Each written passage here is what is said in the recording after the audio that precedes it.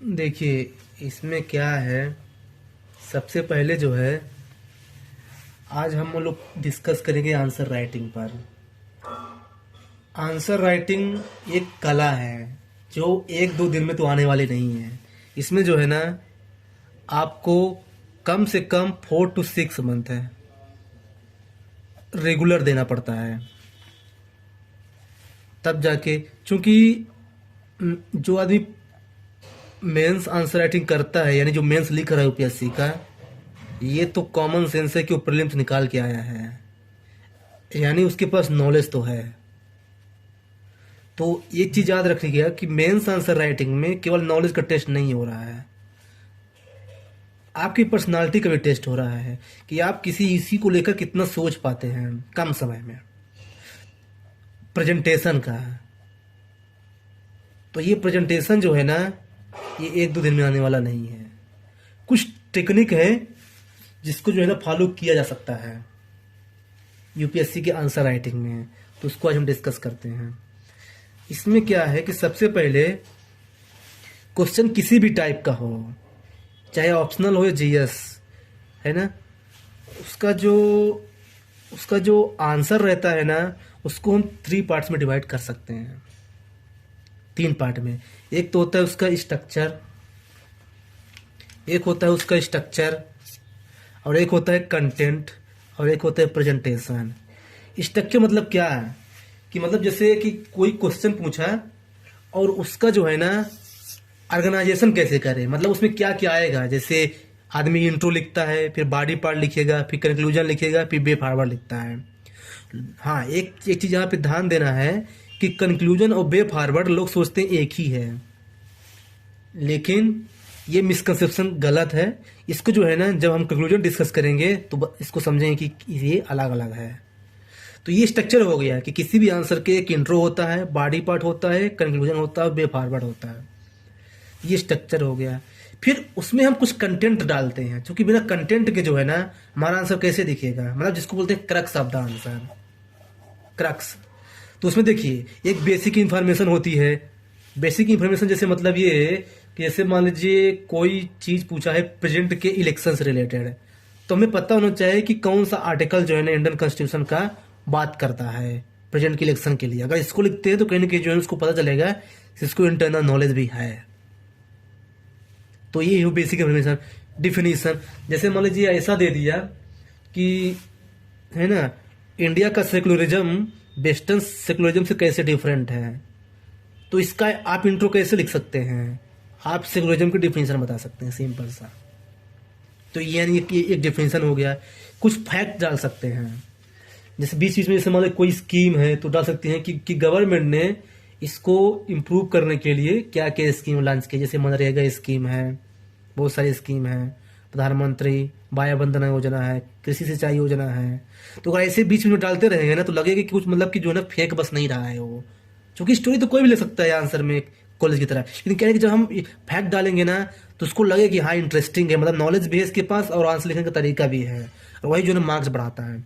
फिर आर्गूमेंट, मतलब जैसे मान लीजिए हम कुछ प्रूव करना चाहते हैं। जैसे क्वेश्चन ये पूछा है कि जो है ना मतलब कि जो इंडिया का जो कॉन्स्टिट्यूशन है ना, वो जो है ना फ्लेक्सिबल भी है और रिजिड भी है। तो यदि हम इससे एग्री करते हैं और आंसर लिखते हैं तो केवल हम एग्री नहीं हो सकते, हमें अगर एग्री करते हैं तो उसका रीजन देना पड़ेगा कि हम क्यों एग्री कर रहे हैं। इसको बोलते हैं आर्गूमेंट, और वो आर्गूमेंट सही होना चाहिए। क्योंकि आप यस और नो तो कोई भी आंसर दे सकता है, लेकिन जो आप जस्टिफिकेशन दे रहे हैं ना वो मैटर करता है। आप अग्री हो डिसअग्री ना, वो दोनों चल जाएगा, लेकिन जो आप जस्टिफिकेशन देना वो मैटर करता है। आप चाहे तो मना कर सकते हैं कि नहीं मैं अग्री नहीं हूं इससे, लेकिन जो जस्टिफिकेशन दे रहे हैं ना वो सही होना चाहिए कि हाँ ये इसके पास है, ऐसा है। ये होता है कंटेंट में 4 चीजें हैं। इसका होता है प्रेजेंटेशन।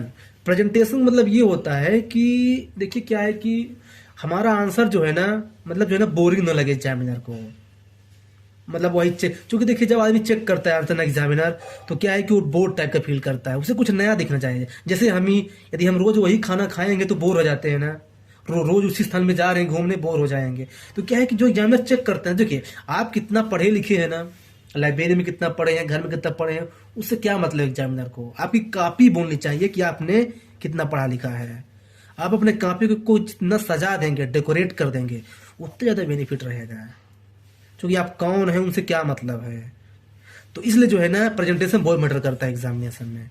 और इसको जो है ना, इसमें हम क्या क्या यूज कर सकते हैं प्रेजेंटेशन के लिए। फ्लो चार्ट बना सकते हैं, कैसे उसको डिस्कस करते हैं अभी। एग्जाम्पल डाल सकते हैं, है ना। जैसे एग्जाम्पल मतलब ऐसा है, जैसे जैसे कोरोना के टाइम में जो है ना, गांव में जो है ना बहुत सारी सेवाएं बंद हो गई थी, लेकिन जो वहाँ की महिलाएं हैं, सेल्फ हेल्प ग्रुप है, आंगनबाड़ी वर्कर है, तो उन्होंने बहुत अच्छा मतलब जो है ना गांव में अवेयरनेस क्रिएट किया, मास्क पहनने के लिए, खाना का डिस्ट्रीब्यूशन करने के लिए। तो ये अच्छा एग्जाम्पल है कोविड-19 के टाइम में कैसे लोकल लोग जो है ना कैसे सपोर्ट में कर रहे हैं। तो ऐसे एग्जाम्पल जो है जब लिखेंगे ना, तो उसको पता चलेगा जो है ना ये लोगों से कनेक्टेड है सोसाइटी से। क्योंकि हम लोग आईएएस की तैयारी कर रहे हैं, सिविल सर्विस, और जब तक सिविल सर्विस में सेवा का भाव नहीं देंगे तो क्या मतलब है। तो ऐसे एग्जाम्पल लिखना पड़ेगा। फिर डायग्राम फ्लो चार्ट से मैच करता है, लेकिन दोनों में डिफरेंस है, इसको समझेंगे आगे। मैप बना सकते हैं, जैसे ज्योग्राफी क्वेश्चन है, उसने पूछ रहा है कि ये रिवर जो है ना इसी स्टेट से पास होती है, इसको एक्सप्लेन कीजिए, या फिर मिनरल्स। तो जब हम मैप में एक्सप्लेन करेंगे ना, मैप बना करके, तो उसे डायरेक्ट दिखेगा कि हाँ, नहीं तो लिखने को तो कोई भी लिख रहा है, लेकिन जब मैप बनाएंगे ना कि हाँ ये रिवर ऐसे जा रही है, फिर ऐसे जो है ना बंगाल में ड्रेन कर जाती है ना, तो क्या है कि उसे सीधे स्पष्ट दिखेगा और आपको भी अच्छा लगेगा बनाने में, टाइम भी बचेगा ना। जल्दी से मैप बनाए, बना के हो गया, अब इसमें लिखना नहीं पड़ेगा एक पैराग्राफ। तो मैप बना सकते हैं, कुछ ग्राफ बना सकते हैं, जैसे मतलब कि जीडीपी इतना बढ़ी, फिर अगले साल इतना बढ़ी। तो ऐसा जब बना देंगे ना तो अच्छा लगेगा। ये जीडीपी हो गया, और इधर इंटरेस्ट रेट कितना घट रहा बढ़ रहा है, तो ये जो है ना ये ग्राफ बना सकते हैं। तो ये जो है ना किसी भी आंसर का ये पूरा जो है ना वो होता है यूपीएससी में, मतलब जो है ना स्ट्रक्चर, कंटेंट और प्रेजेंटेशन। अब हम इसको एक एक करके विस्तार से डिस्कस करेंगे। ये तो अभी क्या था, इसलिए इसका मतलब वो था स्ट्रक्चर आंसर का, डिकोडिंग द आंसर। तो ये है, सबसे पहले हम डिस्कस करेंगे यहाँ इंट्रोडक्शन पार्ट को, कि इंट्रोडक्शन जो है ना कितने तरीके से ले सकते हैं। क्योंकि बहुत सारे लोगों में कंफ्यूजन ये रहता है कि मतलब जैसे अगर अब देखिए, पहली बात तो एक चीज में ध्यान रखने वाली बात है कि एक क्वेश्चन के लिए 5 to 6 मिनट रहता है। अब उसी तरह 20 क्वेश्चंस रहते हैं, हर क्वेश्चन डिफरेंट टॉपिक्स रहते हैं। तो पढ़ के तुरंत माइंड में क्या लिखे इंट्रो, ये नहीं आ पाता। तो कुछ अगर हम पहले से तैयारी कर लेना तो वो बेटर है। मतलब कि आप यूपीएससी के क्वेश्चन कैसा पूछेगा एक तो एक्सपर्ट नहीं कर सकते, लेकिन क्या है ना कि कुछ अगर टेक्निक है, और वो टेक्निक टॉपर खुद फॉलो करते हैं, तो क्या है ना कि कुछ टेक्निक अगर फॉलो कर लिया जाए तो कहीं ना कहीं जो है ना हमारा 1-2 मिनट बचेगा, और वो 1-2 मिनट जो है ना हम अपने अच्छे प्रोडक्टिव काम में डाल सकते हैं आंसर राइटिंग में। तो देखिए इसमें क्या है कि इंट्रोडक्शन जो है ना, पहली बात की इंट्रोडक्शन जो है ना 2 से 4 लाइन जनरली ऐसा होता है। मतलब कि 2 लाइन भी ले सकते हैं इंट्रोडक्शन, और 4 लाइन, मैक्सिमम 5 लाइन। 5 लाइन से अगर ज़्यादा लिख रहे हैं ना तो 100% जो है ना आपका नेगेटिव मार्किंग हो सकती है। क्योंकि लोग ये समझते हैं कि मेंस में नेगेटिव मार्किंग नहीं होती है। यदि आप मार्जिन के बाहर लिख रहे हैं तब भी होती है। यदि आप रूल्स को फॉलो नहीं कर रहे हैं, मतलब कि एक ही चीज़ को अगेन अगेन लिख रहे हैं, मतलब उसको जो है ना पुलिस बना रहे हैं एग्जामिनर को, तो गुस्सा आ जाता है कि मतलब मुझे पुलिस बना रहा है वो। तो जो है ना ऐसा नहीं है ना, आपको जो है ना स्ट्रक्चर पता होना चाहिए। फिर देखिए क्वेश्चंस कई टाइप के होते हैं। एक क्वेश्चंस ऐसा टाइप का होता है कि हम उसका इंट्रोडक्शन डेफिनेशन से स्टार्ट कर दें। अब हम कैसे समझें कि इसका इंट्रोडक्शन डेफिनेशन से स्टार्ट करें। जैसे मान लीजिए कि ऐसा पूछा है कि इंडिया में जो क्वासी जुडिशियल बॉडी है वो कैसे काम कर रही है इंडिया में। क्वासी जुडिशियल मतलब कि है ना, हाँ, जैसे फाइनेंस कमीशन है, एनएचआरसी हो गया, है ना, तो ये कैसे काम करे इंडिया में एक्सप्लेन करने के लिए। देखिए उसने वर्ड यूज किया है क्वासी जुडिशियल। आप डायरेक्ट इसी को इंट्रो लिख दीजिए कि क्या है क्वासी जुडिशियल। वही जो कोर्ट का भी काम करती है और एडमिनिस्ट्रेशन का भी है। मतलब कि पूरा कोर्ट नहीं है, लेकिन अर्थ है, उसका नाम ही है क्वासी जुडिशियल। तो वह है क्वासी जुडिशियल। तो अपने लैंग्वेज में जो है ना आप सिंपल डेफिनेशन ले सकते हैं। हाँ, एक चीज और है, आप बुकिश लैंग्वेज मत लिखिए डेफिनेशन, अपने लैंग्वेज में सिंपल चीज लिखिए कि हम क्या समझते हैं डेफिनेशन से। डेफिनेशन का मतलब यही होता है। तो ऐसे क्वेश्चन जो है ना जहाँ पे कीवर्ड हो, जैसे मान लीजिए कोई क्वेश्चन आ गया अर्थक्वेक पर, कि अर्थक्वेक इंडिया में इसमें बहुत लगातार इंक्रीज हो रहे हैं, तो उसका डिस्ट्रीब्यूशन बताइए। अब इसका इंट्रो क्या लिखिए, बिल्कुल नहीं सोचना है, अर्थक्वेक है ना, डायरेक्ट अर्थक्वेक की डेफिनेशन लिख दीजिए, क्या है अर्थक्वेक। इसके लिए आप क्या कर सकते हैं, आप एग्जाम हॉल में डेफिनेशन बनाओगे ना, 2 मिनट उसी में चला जाएगा। इसके लिए क्या कर सकते हैं कि जो इंपॉर्टेंट कीवर्ड है ना, अर्थक्वेक, साइक्लोन, अर्थक्वेक हो गया, साइक्लोन हो गया, क्वासी जुडिशियल हो गया, सुनामी हो गया, है ना, ऐसी चीजें जो है ना आप एक लिस्ट बना लीजिए और उनको जो है ना 2-3 लाइन की डिफिनेशन जो है ना अभी से लिख लीजिए, अभी जो उसको याद करते रहिए। आपको वही जो है ना आधा मिनट जो बचेगा ना आप बॉडी पार्ट में लगाएंगे, वही एक नंबर बढ़ के जो है ना आपको टॉप रैंक में लाएगा। ये मतलब जो है ना ये टॉपर करते बताते नहीं है, लेकिन ऐसा करते हैं वो पहले से जनरेटर तय कर लेते हैं कि अगर आज एक पे आएगा डाट में यही लिखूंगा, नहीं तो आप सोचोगे कि हाँ इसका आप बनाऊंगा, आप बना लोगे बेशक, चूंकि आप प्रीलिम्स निकाल के गए तो नॉलेज तो है, आपने सब चीज पढ़ा है, लेकिन तब टाइम चलेगा ना। और चूंकि जो है ना यहाँ फास्ट की बात है, नॉलेज सबके पास जो प्रीलिम्स निकाला है, तो आप ऐसा कर सकते हैं। तो ये है डिफिनीशन से। फिर कुछ क्वेश्चंस ऐसे होते हैं जिसमें हम डेफिनेशन नहीं लिख सकते हैं, उसके लिए हमें बैकग्राउंड लिखना पड़ता है। कैसे, जैसे देखिए एग्जाम्पल समझते हैं। जैसे मतलब ऐसे आया कि जो है ना जो भक्ति लिटरेचर है, भक्ति मूवमेंट, उसके नेचर को इवेल्युएट करना है और इंडियन कल्चर में उससे कितना कंट्रीब्यूशन रहा है, योगदान दिया है, मतलब भक्ति लिटरेचर से रिलेटेड क्वेश्चन आया है। तो आप जो है ना इसका चाहे तो आप जो है ना इंट्रोडक्शन जो है ना आप बैकग्राउंड से स्टार्ट कर सकते हैं कि भक्ति लिटरेचर के पहले क्या था, या फिर भक्ति लिटरेचर को आप डिवाइड कर सकते हैं। एक और एग्जांपल देता हूं, अच्छे समझ में आएगा। जैसे मतलब इलेक्शन को डालने का एक सिस्टम है ईवीएम मशीन। तो अब क्वेश्चन ऐसा है कि ईवीएम मशीन ने इलेक्शन सिस्टम को और ज्यादा इंप्रूव किया है, आप कहां तक इससे सहमत हैं? आप लिख दीजिए कि ईवीएम मशीन के पहले क्या चल रहा था सिस्टम में।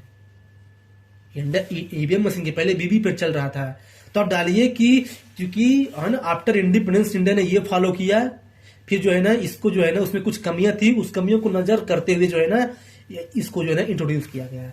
ये क्या है, बैकग्राउंड है, मतलब उसके पहले हम जा रहे हैं कि पहले क्या चल रहा था। तो जब क्वेश्चन ऐसा हो कि अब आप कैसे पहचानेंगे कि जो है ना इसमें हम बैकग्राउंड लिखें, तो ये थोड़ा सा आपको मेहनत करनी पड़ेगी, मतलब कि आपको सोचना पड़ेगा। जैसे मैं 2 एग्जाम्पल दिया इसमें, तो ये आपको प्रैक्टिस चाहिएगा। आप 1-2 क्वेश्चन 1-2 एग्जाम्पल्स आप नहीं लिख पाएंगे, ये थोड़ा सा इसमें प्रैक्टिस करनी पड़ेगी कि आप टॉपर के आंसर देखिए, खुद समझ में आएगा क्योंकि हाँ यहाँ पे बैकग्राउंड लिखना चाहिए।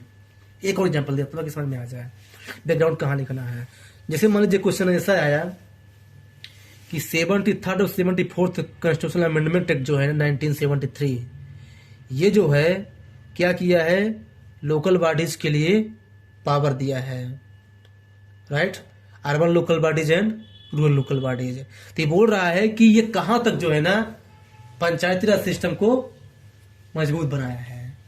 तो आप लिख सकते हैं कि इसके पहले जो है ना लोकल बॉडीज जो है उतना इफेक्टिव तरीके से काम नहीं कर रही थी, लेकिन जब इसको कॉन्स्टिट्यूशनल स्टेटस दिया गया तो आप देख लीजिए बहुत सारे जो है ना अब जो है ना बीमन जो है ना वो जो है ना सरपंच बन रही है अब गाँव में, क्योंकि उनको रिजर्वेशन दिया गया 33%।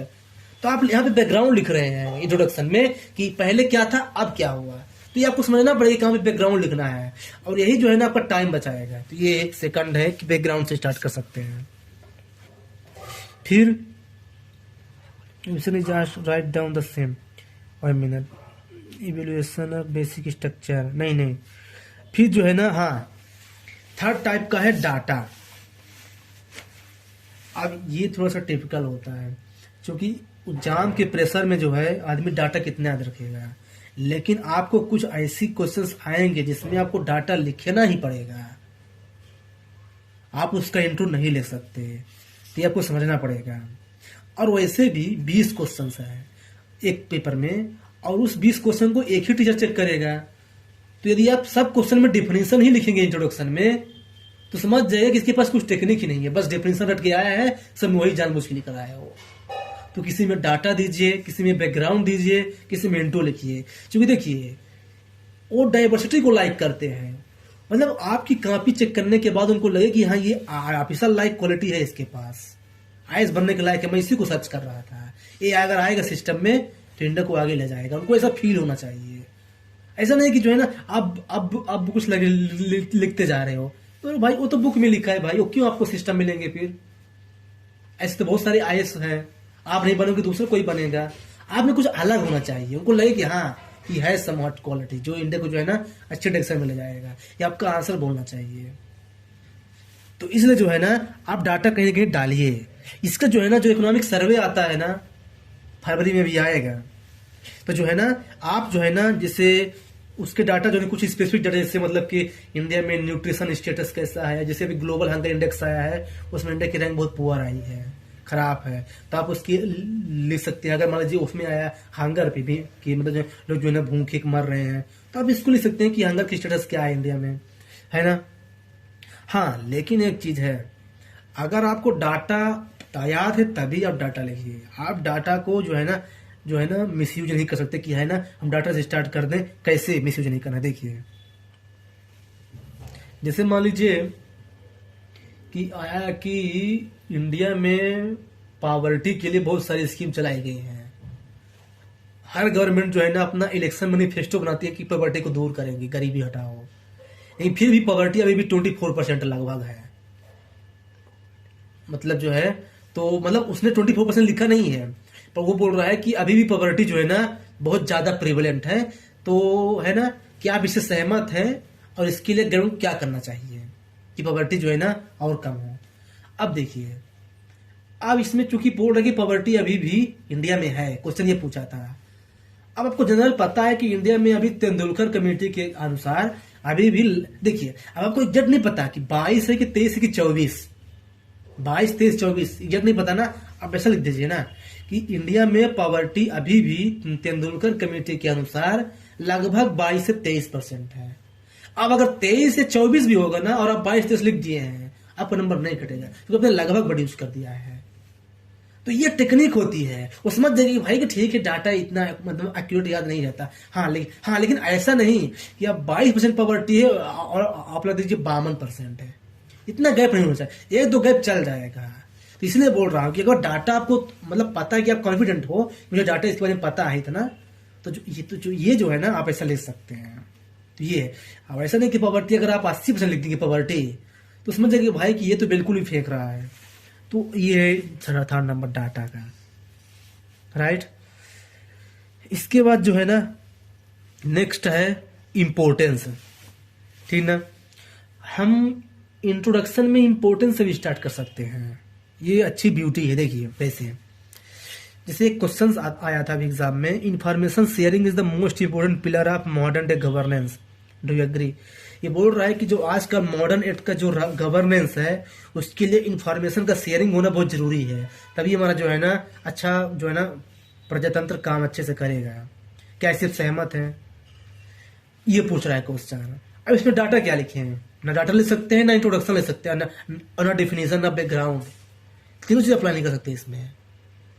ये इसमें एक चीज वो बोल रहा है, क्या बोल रहा है कि इंफॉर्मेशन शेयरिंग जो है ना गवर्नेंस को आगे बढ़ाएगा, यानी इंफॉर्मेशन शेयरिंग के इंपॉर्टेंस के बारे में बात कर रहा है वो। ये आपको एग्जाम में सोचना है, तो आप लिख दीजिए। देखिए क्या है कि इंडिया में अभी भी बहुत सारी पॉवर्टी है और अनएजुकेटेड लोग हैं, तो बहुत लोगों को पता ही नहीं है कि गवर्नमेंट हमारे लिए कौन सी स्कीम लॉन्च कर रही है, और जब उनको पता ही नहीं है तो फिर कैसे वो आवाज उठा पाएंगे। इसलिए अगर गवर्नेंस को अच्छे से चलाना है, डेमोक्रेसी को अगर रियल माइनर में ग्राउंड लेवल में इंप्लीमेंट करना है, तो इन्फॉर्मेशन शेयरिंग यानी पब्लिक अवेयरनेस जो है ना क्रिएट करना पड़ेगा। आप इंटरव्यू ले सकते हैं, सबसे सिंपल तरीका। तो ये जो है ना ये जो है ना एग्जाम प्रैक्टिस से आएगा। जब आप क्वेश्चन लगातार प्रीवियस ईयर के देखते रहेंगे ना 15 से 20 साल के, और उसकी सोल्यूशंस भी कोचिंग के, तो आपको पता चलेगा कि किसमें जो है ना क्या लिखना है। फिर मॉडर्न है ना, उसी प्रकार से ये हो गया। हाँ ये एक इम्पोर्टेंट है, एक इंट्रो स्टार्ट करने का ये भी तरीका है। जैसे मतलब ऐसा आ गया, हालांकि पॉलिटी के मोस्ट ऑफ द क्वेश्चन में ऐसा कर सकते हैं आप, पॉलिटी के जैसे मान लीजिए ऐसा आ गया कि जो controller and auditor general of India है ना, इस पर बहुत बड़ी रिस्पॉन्सिबिलिटी है। जो क्या है कि पूरा चेक करता है कि पैसा कहाँ से आ रहा है, कहाँ खर्चा हो रहा है। तो ये तो अगर कुछ ऐसा पूछ रहा है कि जो कंट्रोलर और ऑडिटर जनरल है ना, इसके पास बहुत बड़ी रिस्पॉन्सिबिलिटी है, तो जो है ना तो आप बता सकते हैं कि ये कहाँ तक जो है ना इफेक्टिवनेस है इंडियन कॉन्स्टिट्यूशन में, कहाँ तक जो है ना ग्राउंड लेवल में काम कर पा रहा है। तो आप जो है ना डायरेक्ट लिख दीजिए कि जो सीएजी जो है ना वो इंडियन कॉन्स्टिट्यूशन के आर्टिकल 148 में मेंशन है। तो ये जो है ना आप जो है ना उसका कॉन्स्टिट्यूशनल स्टेटस दे सकते हैं कि उसका कॉन्स्टिट्यूशनल स्टेटस क्या है। तो ये एक तरीका होता है स्टार्ट करने का। फिर ये बहुत इंटरेस्टिंग है, ये मेरा वन ऑफ द फेवरेट है।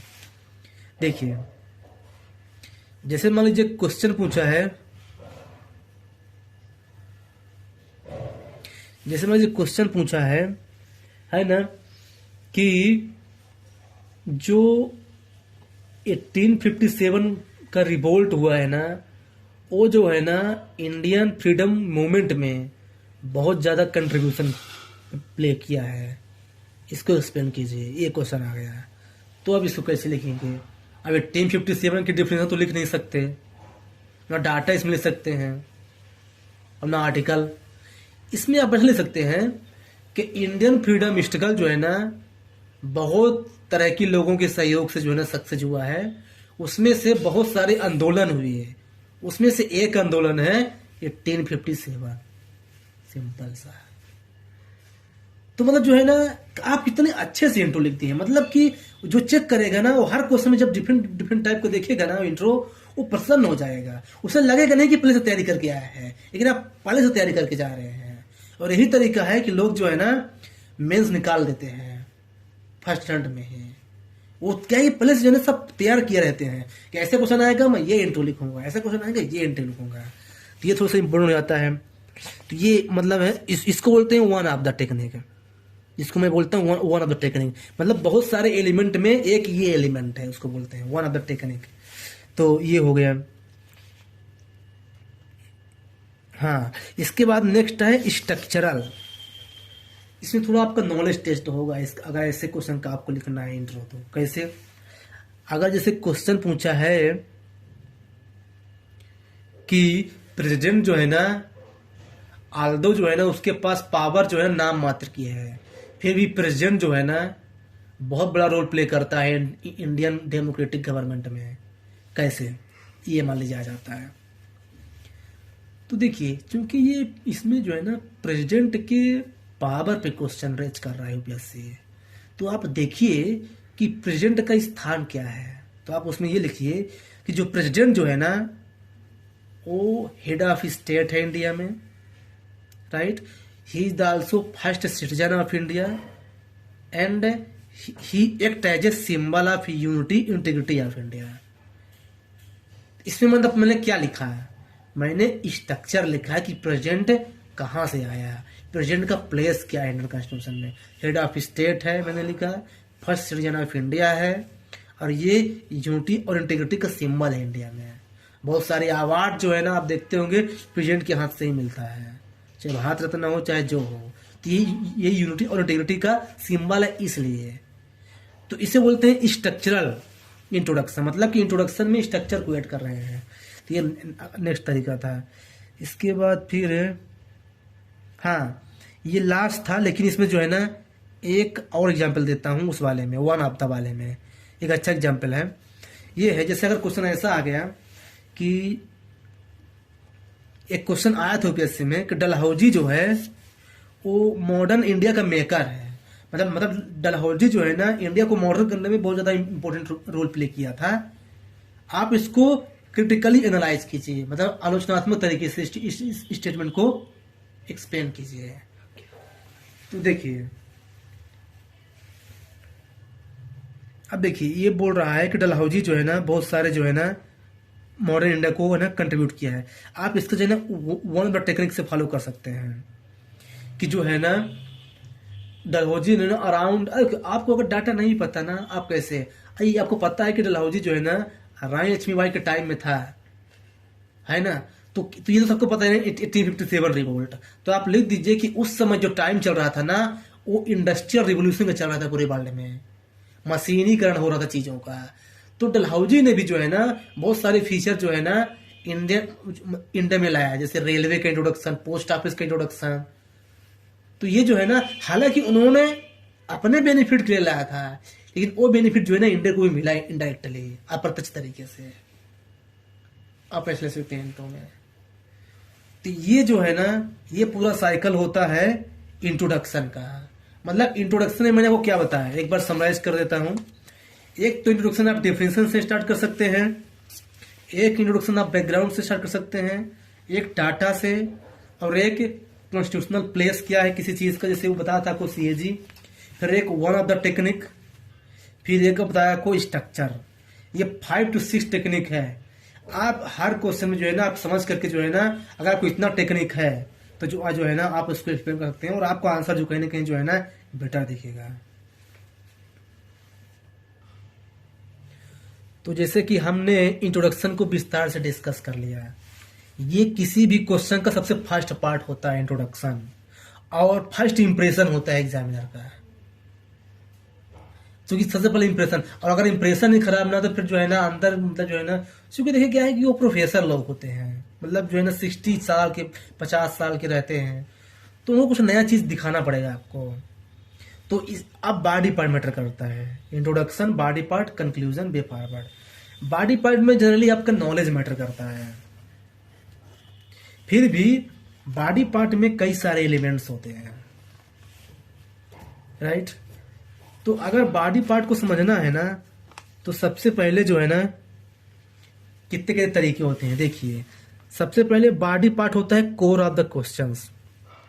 क्वेश्चंस का कोर क्या है, जैसे देखिए, जैसे मैंने आपको क्वेश्चन अभी बताया था कि जो अर्थक्वेक है ना इंडिया में लगातार इंक्रीज हो रहा है, तो इसके क्या रीजन है, और अर्थक्वेक का डिस्ट्रीब्यूशन बताया इंडिया में, कौन से एरिया में ज्यादा होता है, कौन से एरिया में कम होता है। मैंने बताया था कि इसके इंट्रो में आपको अर्थक्वेक की डिफिनेशन लिखनी है, लेकिन उसने डिफिनेशन पूछा था क्या, नहीं, वो पूछ रहा था उसका रीजन क्या है।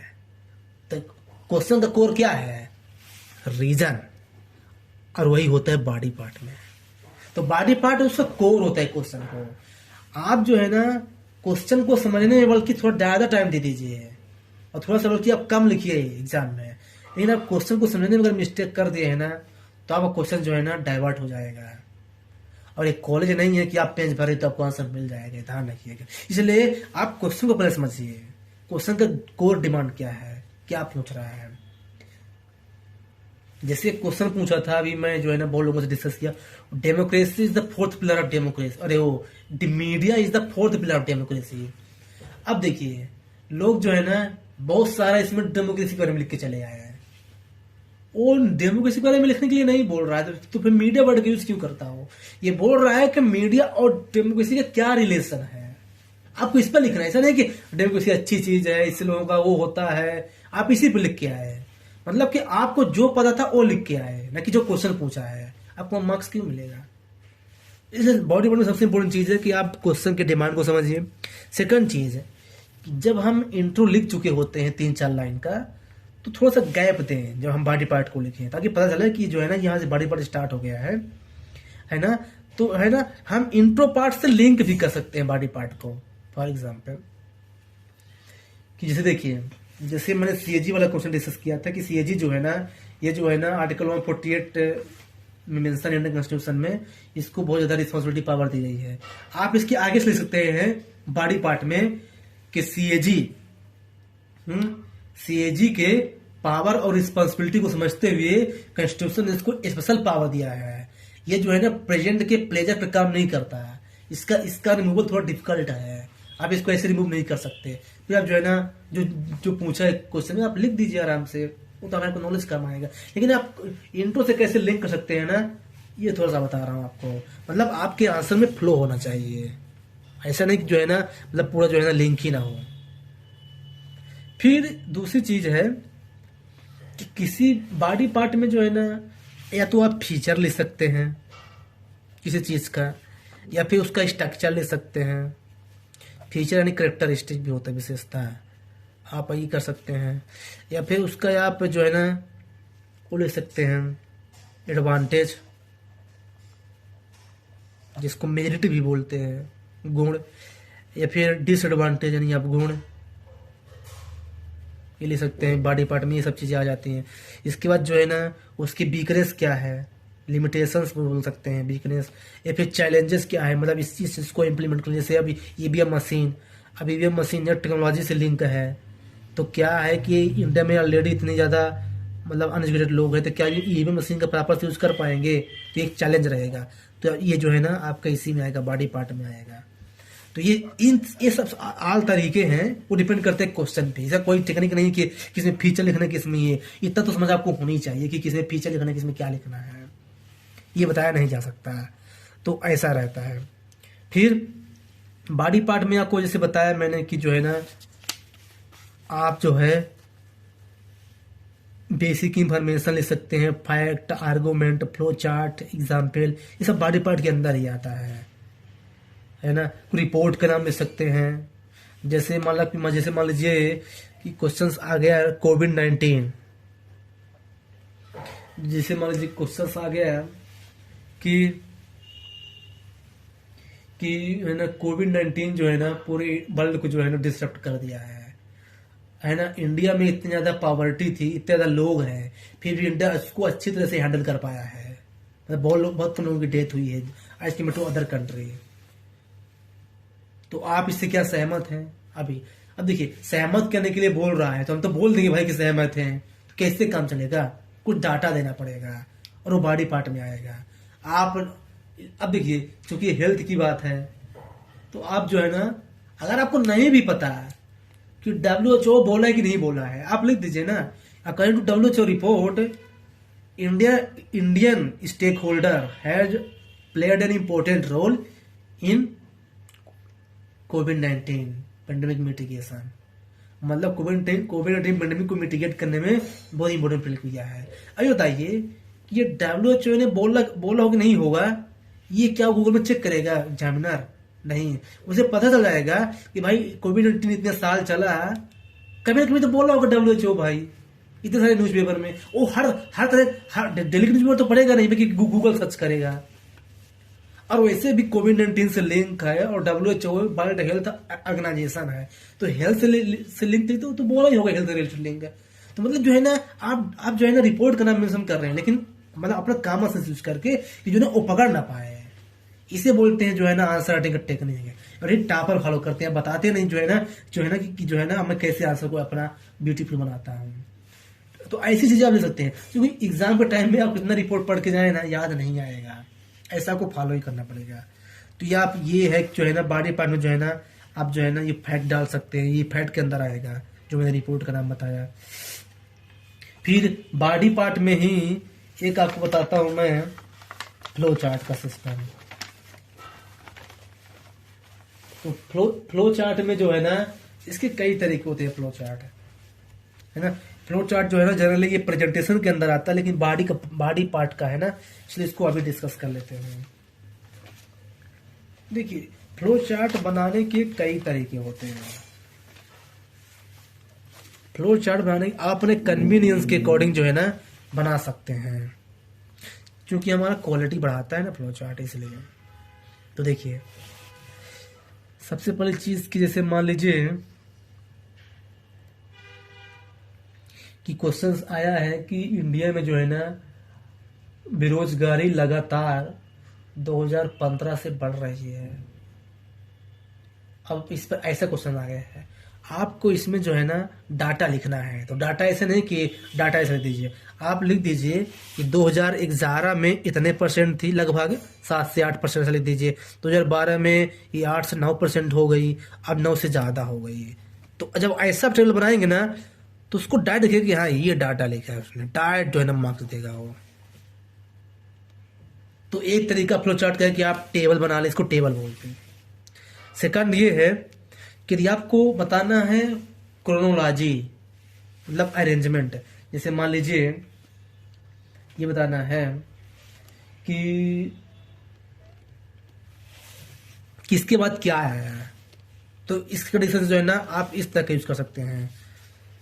जैसे 1857 का रिवोल्ट, फिर इसके बाद इंडियन नेशनल कांग्रेस का फॉर्मेशन हुआ 1884 में, है ना।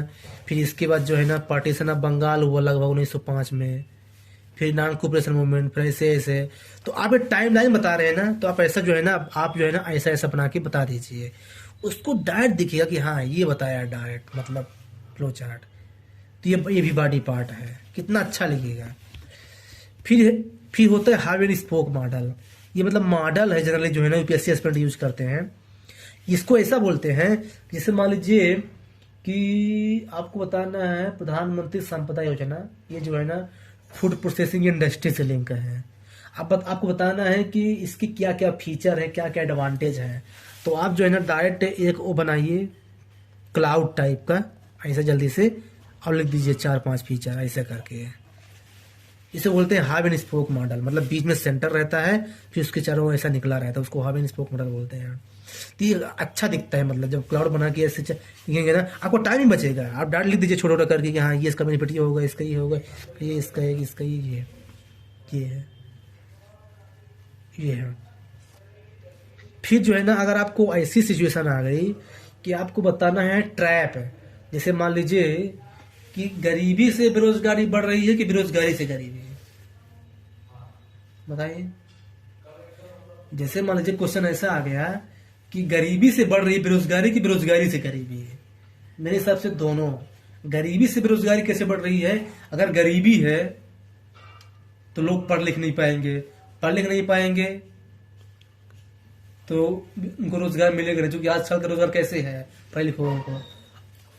अब इसी का उल्टा करते जाइए, बेरोजगारी है तो भी गरीबी कैसे बढ़ी? बेरोजगारी है यानी काम नहीं कर रहे हैं, पैसा नहीं आ रहा है, तो गरीब तो बन ही जाएंगे ना।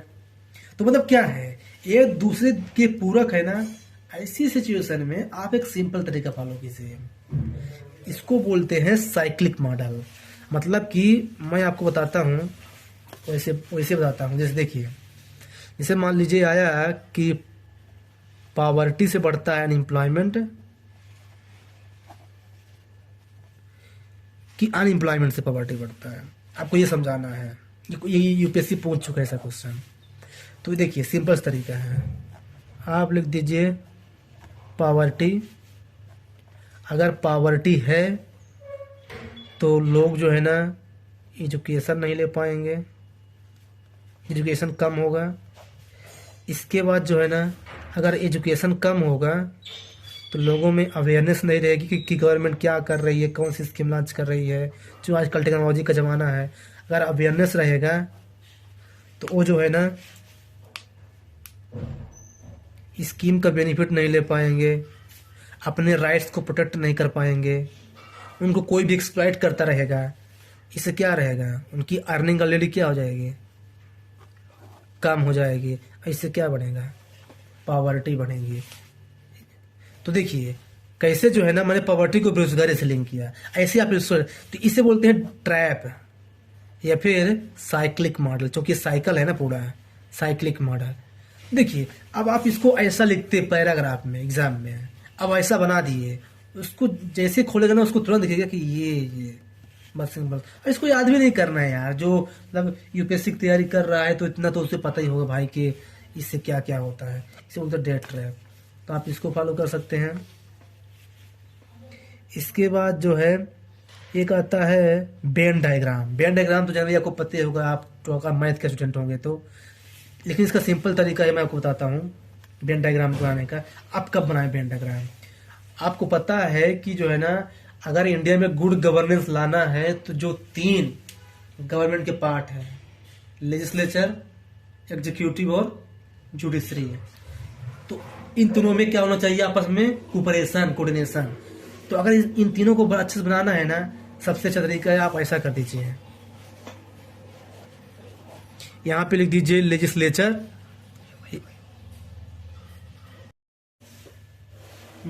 यहाँ पे आप लिख लीजिए लेजिस्लेचर, इसके बाद एग्जीक्यूटिव एंड जुडिशरी।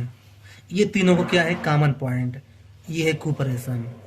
तो अगर इन दोनों में कोऑपरेशन अच्छे से चलेगा ना तो गुड गवर्नेंस क्या होगा, इंश्योर होगा। जब आप ऐसे बनाएंगे ना तो उसका जो अलग ही तरीका रहता है।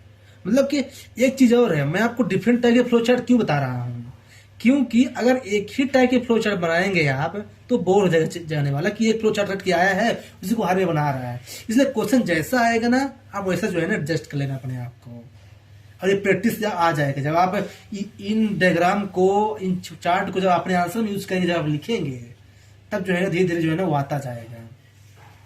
नेक्स्ट टाइप का है पिलर टेक्निक। ये पिलर टेक्निक क्या होती है?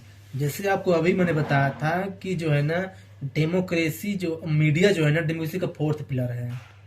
तो 3 और पिलर कौन कौन से हैं? अगर आपको इसको बताना है तो आप जो है ना सीधा सिंपल सी बात है, आप लिख दीजिए यहाँ पे पिलर ऑफ डेमोक्रेसी, ये फिर नंबर 1, नंबर 2, नंबर 3, नंबर 4। यहाँ पे लिख दीजिए लेजिस्लेचर है फर्स्ट पिलर, एग्जीक्यूटिव है, जुडिशरी है, फोर्थ मीडिया है। तो मतलब देखिए ये भी एक तरीका होता है, इसको बोलते हैं पिलर मॉडल। तो ये एक तरीका ये हो गया। इसके बाद एक नेक्स्ट तरीका होता है सोर्स। इसको मैं नेक्स्ट पेज में बताता हूँ।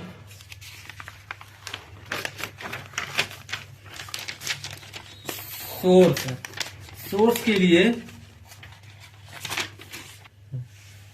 सोर्स, अगर आपको किसी का सोर्स बताना है ना तो आप जो है ना आप ऐसे कर सकते हैं, आप यहाँ पे जो है ऐसा कर सकते हैं,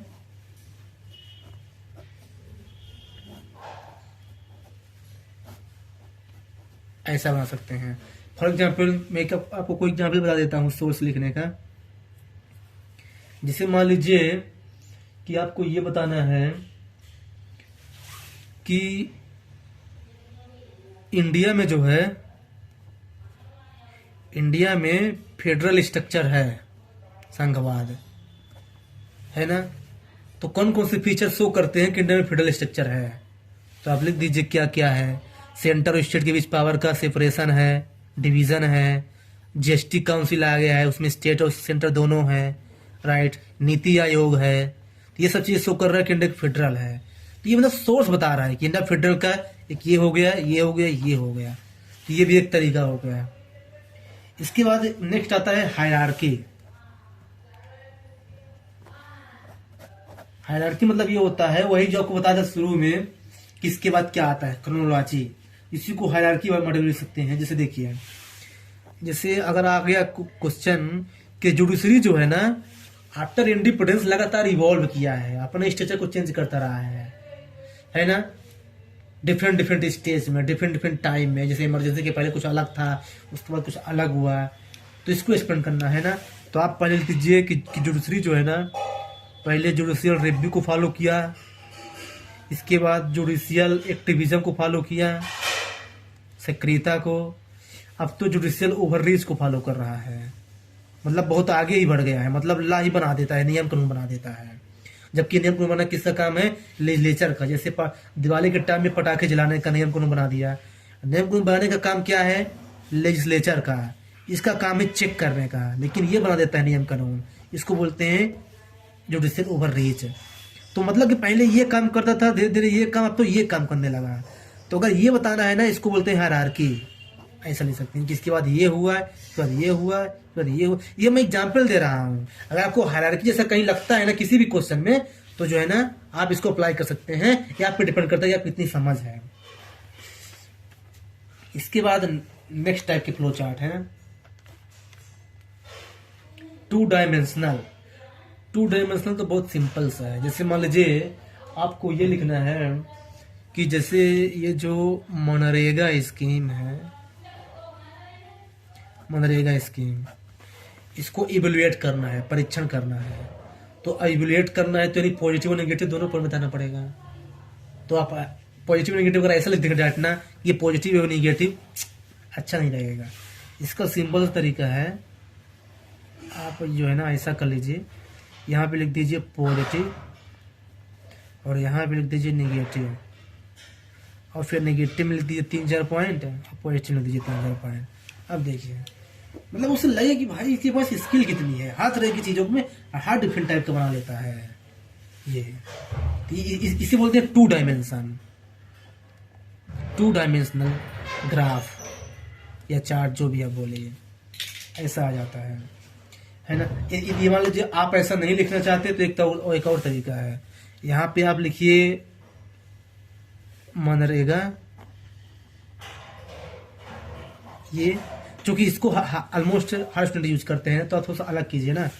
तो आप यहाँ पे लिख दीजिए आप पॉजिटिव पॉइंट और यहाँ पे नेगेटिव पॉइंट, फिर आप ऐसा कर सकते हैं। बात एक ही हुई। तो मतलब कि अगर ऐसे बना तो ऐसा बना सकते हैं, सिंपल सी बात है। अगर एक तरीका अगर और बनाना है, इसी मान लीजिए और आपको चीजें चलाना है जो कि 20 क्वेश्चन है तो आपको 2-3 क्वेश्चन हो सकता है बनाना पड़े, तो आप जो है ना सिंपल तरीका है, यहाँ पे लिख सकते हैं मनरेगा,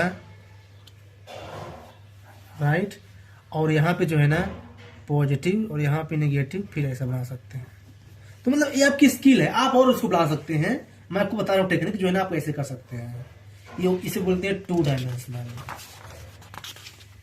तो ऐसा है। तो मतलब इससे इससे तो एक चीज समझ में आ रहा होगा कि जो है ना कितनी चीजें ध्यान में रखनी चाहिए आंसर। तभी तो टॉपर्स को बोलते हैं कि यार मेरे नॉलेज तो मेरे पास भी है लेकिन उसको मार्क्स ज्यादा क्यों मिलते हैं यार आंसर राइटिंग में, कोई आदमी पूछता है। तो इसका रीजन वही है, आप उनके आंसर को देखिए। दूसरी चीज, यदि आपको मान लीजिए ये बताना है कि दोनों चीज एक साथ चलनी चाहिए, मतलब एथिक्स और नियम कानून दोनों एक साथ है। आपको अगर मान लीजिए एथिक्स क्वेश्चन का पेपर आ गया, आप बताना है कि एथिक्स ज्यादा जरूरी है कि नियम कानून ज्यादा जरूरी है। आपको ये कभी नहीं लिखना है कि एथिक्स जरूरी है, आपको लिखना है कि दोनों में अच्छा सामंजस्य बैलेंस होना चाहिए। आप इसको एक सिंपल तरीका फॉलो कर सकते हैं।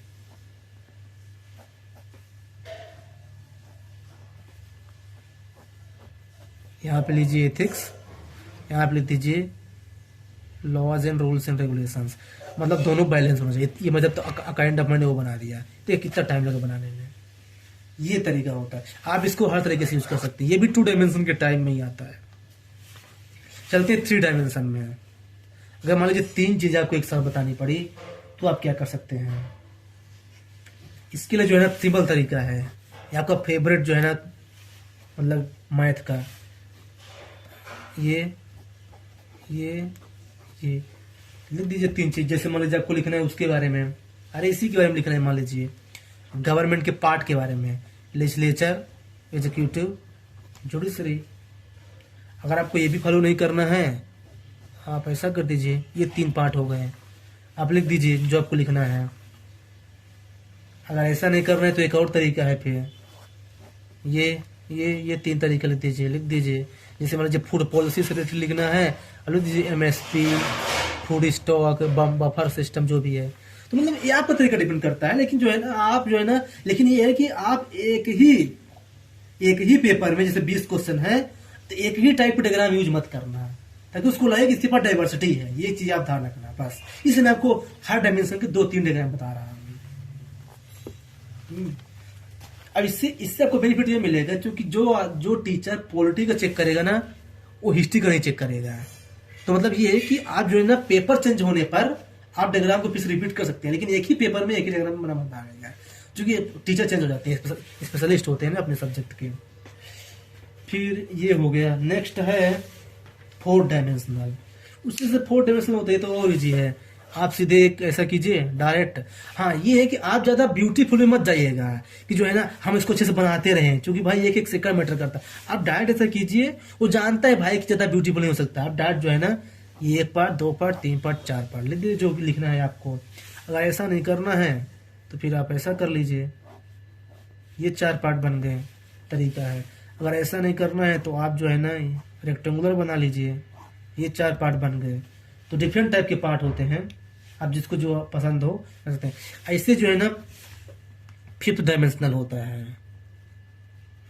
5th डायमेंशन में आप बना सकते हैं, जैसे ये लिखना हो 1 2 3 4 5 लिख दीजिए जो आपको लिखना है, ये है।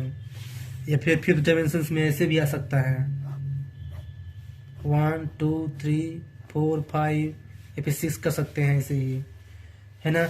और आपको 7 तक जाना है, 8 तक जाना है, 9 तक जाना है, 10 तक जाना है, तो आप जो है ना ऐसे भी कर सकते हैं। लाइन खींचिए सिंपल सा, 1 2 3, फिर नीचे ऐसे 1 2 3, 6 बन गए। 8 करना है, एक बढ़ा दीजिएगा। 10 करना है, हालांकि 10 तक किसी आंसर में जाएगा नहीं, जो कि आपको इतना टाइम नहीं रहेगा। सिंपल तरीका है। तो है ना, अगर आपको और बनाना है, इसको बोलते हैं मल्टी डायमेंशनल, मतलब कि जब 5 से ज़्यादा हो जाता है उसको मल्टी डायमेंशनल बोलते हैं। तो अगर आपको और ज़्यादा चेक करना है तो आप ऐसे बनाइए, 1 2 3 4 5 6 बना दीजिए। तो ये जो है ना, मतलब आप चीजें वही लिख रहे हैं जो दूसरा भी लिख रहा है, लेकिन वो पैराग्राफ पे लिख रहा है और आप जो है ना ऐसे लिख रहे हैं, तो किसको ज्यादा मार्क्स मिलेगा? सेकंड थिंग, आपका टाइम भी बचेगा और आपका आंसर और ज्यादा अट्रैक्टिव लगेगा। तो ये होता है जो मैंने आपको बताया कि बॉडी पार्ट का फ्लो चार्ट डायग्राम सब इसी में आ गया, ग्राफ, राइट। नेक्स्ट पार्ट जो है ना, जो हमें बहुत ज़्यादा मतलब इम्पोर्टेंट याद रखना है हमारे आंसर का, वो है कंक्लूजन पार्ट। इसके बाद और हम डिस्कस करेंगे, इसमें मैप डिस्कस करेंगे और कुछ चीज़ें इंपॉर्टेंट चीज़ें हैं, लेकिन एग्जाम्पल तो डिस्कस कर लेते हैं। एग्जाम्पल कैसे दे रहा है कोविड-19 वाला। मैप जो है ना आप ज्योग्राफी के क्वेश्चन में बना सकते हैं। जैसे 1-2 एग्जाम्पल दे देते हैं मैप के। हाँ, अगर मैप बनाना है तो ऐसा कर सकते हैं, जैसे मान लीजिए ऐसा आया कि इंडिया में जो है मिनरल्स का डिस्ट्रीब्यूशन बताइए, कौन कौन से स्टेट में कैसा है। आप लिखेंगे झारखंड, उड़ीसा, एमपी, छत्तीसगढ़, आंध्र प्रदेश, ऐसा जो भी आप लिखेंगे वो तो ठीक है, आपके पास नॉलेज आपने लिख दिया, लेकिन एग्जामिनर को मजा नहीं आया ना। तो आप जो है क्या है कि एक मैप बनाना सीख लीजिए, लेकिन आप ध्यान रखना मैप इतना प्रैक्टिस कर लीजिए कि जल्दी से बन जाए, है ना। आप मैप बनाना जो है ना जल्दी से जो है ना सीख लीजिए। मैं ऐसे बना देता हूँ ये, जैसे देखिए आप यहाँ पे लिख दीजिए कि ये छत्तीसगढ़ इसमें इंक्लूडेड है, एमपी है, आंध्र प्रदेश है, उड़ीसा है। आप देखिए मतलब अलग ही दिखता है यार, मतलब इसमें कौन सा टाइम लगा।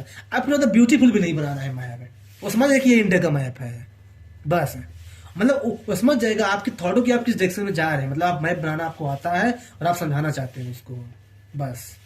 तो ये है, तो आप मैप बना सकते हैं। जनरली ये मोस्ट ऑफ द केस में ज्योग्राफी क्वेश्चन में यूज होता है। फिर ये हो गया, हिस्ट्री में भी बना सकते हैं इसको। हाँ, जैसे मान लीजिए आपको बताना है कि ये Chandela dynasty, Parmar dynasty, Maurya dynasty यहाँ थी, नीचे जो है ना ये विजयनगर एम्पायर था। अगर बताना है कि मुगल एम्पायर का समाज बहुत फैला हुआ था पूरे इंडिया में, आप ऐसा बना सकते हैं। ये मतलब आपके अंडरस्टैंडिंग पे कहाँ यूज कर सकते हैं, प्रैक्टिस से आता जाए। जितना आप सोचेंगे उतना जो है क्वालिटी बढ़ेगी आपकी, क्योंकि प्रैक्टिस मेक्स माइंड परफेक्ट, है ना। इसके बाद नेक्स्ट पार्ट चलती है, बॉडी पार्ट हो गया। अब इसके बाद जो है ना अपने आंसर का नेक्स्ट पार्ट चलते हैं, कंक्लूजन, जो कि बहुत ज्यादा इंपॉर्टेंट है। क्योंकि कंक्लूजन में आप लिखते हैं, देखिए पहली बात तो मैं आपको बहुत क्लियर कर दूं, कंक्लूजन का मतलब समरी नहीं होता है। लोग सोचते हैं कंक्लूजन मतलब ये होता है कि जो हमने, तो जो हमारे आंसर का जो थर्ड पार्ट होता है वो कंक्लूजन होता है, जो कि बहुत इंपॉर्टेंट है। फर्स्ट थिंग तो ये क्लियर कर दूं कि ये समरी नहीं है। लोग समझते हैं कि जो मैंने बॉडी पार्ट में समरी लिखी है ना, वो उसको समराइजेशन करके लिख दूँ, जो लोगों ने पढ़ा हुआ 10th और 12th क्लास में। ये बिल्कुल गलत है। कंक्लूजन समरी नहीं होता है। कंक्लूजन जो है ना कई तरह के लिखे जाते हैं, क्वेश्चन टू क्वेश्चन डिपेंड करता है। एक कंक्लूजन होता है जिसमें फ्यूचरिस्टिक सजेशन दिया जाता है, मतलब फ्यूचर में इंडिया को क्या करना चाहिए। जैसे इंडिया ने लोकल सेल्फ गवर्नमेंट के लिए तो बहुत सारे काम किया है, लेकिन फ्यूचर में और क्या करना चाहिए कि लोगों को बेनिफिट होता है। आप लिख दीजिए कि जो नीचे के लोग हैं ना, ग्रास रूट लेवल, उनको जो है ना एम्पावर करो, अवेयरनेस क्रिएट करो, तब जाके बेनिफिट होगा। तो ये तरह के फ्यूचरिस्टिक हो गया। तो ये कंक्लूजन तरीका है। अगर हिस्ट्री का क्वेश्चन है, अब अगर उसमें आपको कंक्लूजन लिखना है, सिंपल सा, सबसे सिंपल टेक्निक है, आप ध्यान रखना है, आप उसका इंपॉर्टेंस लिख दीजिए। इंपॉर्टेंस मतलब ये कि ऐसे क्वेश्चन आया है कि 1857 का रिवोल्ट जो है ना, हालांकि अनसक्सेस रहा है क्योंकि उसको दबा दिया गया था ब्रिटिश के द्वारा, है ना। तो क्या आप सहमत हैं? तो आप लिखेंगे कि हाँ दबा तो दिया गया था, लेकिन अगर में लिखेंगे कि हालांकि दबा तो दिया गया, लेकिन ये जो है ना आगे आने वाले टाइम के लिए ये बैकग्राउंड क्रिएट किया है, तभी जाके जो है ना फिर इंडियन नेशनल कांग्रेस का फॉर्मेशन हुआ 1884 में, ऐसे ऐसे। तो आप इसकी इंपोर्टेंस लिख रहे हैं कि हालांकि दबा तो दिया गया, लेकिन ऐसा नहीं कि इसकी इंपोर्टेंस नहीं थी, इसकी इंपोर्टेंस है। तो हिस्ट्री क्वेश्चन में हर जनरली 90% क्वेश्चन में हिस्ट्री में सिग्निफिकेंस ही लिखना चाहिए, कंफ्यूजन। ये शॉर्ट टिक बता रहा हूँ आपको, ध्यान रखना। या फिर आपको ये नहीं लिखना है तो आप उसका रिजल्ट लिख दीजिए। रिजल्ट मतलब ऐसा कि जैसे मान लीजिए आया कि क्विट इंडिया मूवमेंट पे है, भारत छोड़ो आंदोलन पे, तो आप लिख दीजिए कि भारत छोड़ो आंदोलन के बाद जो है ना ब्रिटिश को ये समझ में आ गया कि इंडिया में अब रूल करना इतना इजी नहीं है ना। फिर जो है ना धीरे धीरे जो है ना वो इंडिया को आजादी देने के लिए अग्रसर हुए, आगे बढ़े। तो मैंने रिजल्ट लिख दिया इसमें कि मतलब क्या हुआ क्विट इंडिया मूवमेंट के बाद है। तो ये तरीका जो है ना, किसी में लिखिए सिग्निफिकेंस, किसी में लिखिए कंसिक्वेंसेस, ये डिपेंड करता है आपके कॉमन सेंस पे।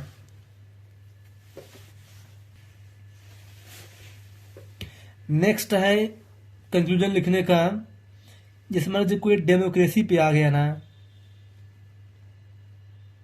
तो आप जो है ना एक तरीका ऐसा ले सकते हैं कि जो है ना प्रॉपर कोऑर्डिनेशन मेंटेन करना है, यूनिटी और इंटीग्रिटी मेंटेन करना है इंडिया में। अल्टीमेटली एम क्या होना चाहिए, पीपल का वेलफेयर। देखिए कॉन्स्टिट्यूशन में क्या प्रोविजन ऐड करना है, क्या डिक्रीज करना है, ये अलग बात है। अगर उससे लोगों का भला नहीं हो रहा है तो क्या मतलब है। तो यानी जो पार्ट लोगों का भला नहीं कर रहा उस पार्ट को रिमूव करो, नया फीचर लाओ। तो आप ऐसे लिख सकते हैं। लेकिन आप ध्यान रखिएगा, क्वेश्चन कभी कभी कुछ ऐसे होते हैं जिसमें वो एग्जामिनर जानबूझ के कैसे ऐसे क्वेश्चन पूछता है कि जिसमें बहुत ज्यादा निराशावादी रहता है। ऐसा कुछ देता है कि जो है ना इंडिया की स्कीमें जो है ना पूरा इनइफेक्टिव है, कोई काम नहीं कर रही, अभी भी पॉवर्टी या अनएम्प्लॉयमेंट है। तो ऐसा नहीं कि आप लिख दीजिए कि हाँ सही बातें बिल्कुल काम नहीं कर रही, आप लिखिए कि हाँ ठीक है, मतलब जो है ना पॉवर्टी है, लेकिन फिर भी मतलब आफ्टर इंडिपेंडेंस के बाद से बहुत ज्यादा रिड्यूस हुई है। तो आप ऐसा लिखिए, मतलब कि आपको है ना ऑप्टिमिस्टिक रहना है कि हाँ लेकिन आप ऐसा लिख दीजिए कि जो है ना कुछ और अच्छे स्टेप लेने की जरूरत है, बाकी जो है ना अच्छे डायरेक्शन में चल रहा है। तो मतलब ऑलवेज बी ऑप्टिमिस्टिक, हमेशा आशावादी रहिए अपने आंसर में, क्योंकि निराशावादी को प्रेफर नहीं करते हैं। आशावादी बिल्कुल जोश लेकर आइए सिस्टम में। ये है एक तरीका। ये होता है कि जैसे मान लीजिए कि इंडिया में जो है ना सेपरेशन ऑफ पावर है, पार्लियामेंट्री फॉर्म ऑफ गवर्नमेंट है, तो आप लिख दीजिए कि जो है ना सेपरेशन ऑफ पावर जो इंडिया में कॉन्स्टिट्यूशन में है, अब टाइम आ गया है, नाउ द टाइम हैज कम कि हमको जो है ना इसको रियल मैनर में जो है ना फॉलो करने की जरूरी है। नहीं तो जो है ना ये डेमोक्रेसी जो है ना ये जो है ना मोमोक्रेसी में चेंज हो जाएगा, भीड़ तंत्र में, प्रजातंत्र से। तो ऐसा लिख दीजिए, ये भी एक तरीका होता है, एक होता है मतलब समय आ गया है, नीड ऑफ द आवर, अच्छा लगता है वर्ड। फिर अगर आपको मान लो ऐसा आ गया कि जो है ना कि ये जो भी व्हाट्सएप वाला केस चल रहा था कि जो है ना इससे लोगों का जो है ना प्राइवेसी हनन हो रहा है, तो गवर्नमेंट ने बोला था कि मैं इसको बैन कर दूंगा। तो अगर मैंने जाता है क्वेश्चन कि इसको बैन कर देना चाहिए नहीं करना चाहिए, आप क्या सहमत हैं? आप बैन कभी नहीं, मतलब आप सिर्फ डेमोक्रेसी में रह रहे हैं और डेमोक्रेसी में बैन करना इतना ज्यादा ईजी नहीं है। तो आप लिख दीजिए कि बैनिंग सोल्यूशन नहीं है, उसको रेगुलेट किया सकता है, मतलब थोड़ा सा उसमें रेगुलेशन लाइए और उसको जो है ना प्रॉपर तरीके से चलाइए। बैनिंग सोल्यूशन नहीं है, ये देख सकते हैं। फिर जो है ना आप कई तरीके ले सकते हैं, जैसे कि मतलब जो है ना चूंकि हम अपने देखिए इसमें मान लीजिए क्वेश्चन कुछ ऐसा आ गया है ना कल्चर पे रिलेटेड कि हमारा जो पास्ट रहा है ना, हम जो है ना इस समय सोने की चिड़िया थे, गोल्डन स्पैरो, आपका थोड़ा सा इंडिया में इतनी पॉवर्टी है, यो तो लिख सकते हैं कि चूंकि हम we can change our past but we can change our present and future. तो अब जो है ना हमको इस पर फोकस करने की जरूरत है। ये भी एक कंक्लूजन में हो जाता है। हाँ, ये एक तरीका होता है। फिर जैसे मान लीजिए उस पर आ गया कि जो आजकल डाटा हमारा, हम यूट्यूब चलाते हैं, अगर कोई फीचर देख लिया उसी वही जो है ना अगेन अगेन भी हमको रिकमेंड करता है वो, मतलब ऐसे ऐसे ऐसे मतलब कि कोई ये जो प्लेटफॉर्म है अमेजोन वगैरह, हम लोग कोई चीज अगर ऑनलाइन कर लेते हैं वही दिखाता रहता है। इसका मतलब ये है कि हमारा डाटा जो है ना ब्रीच हो रहा है।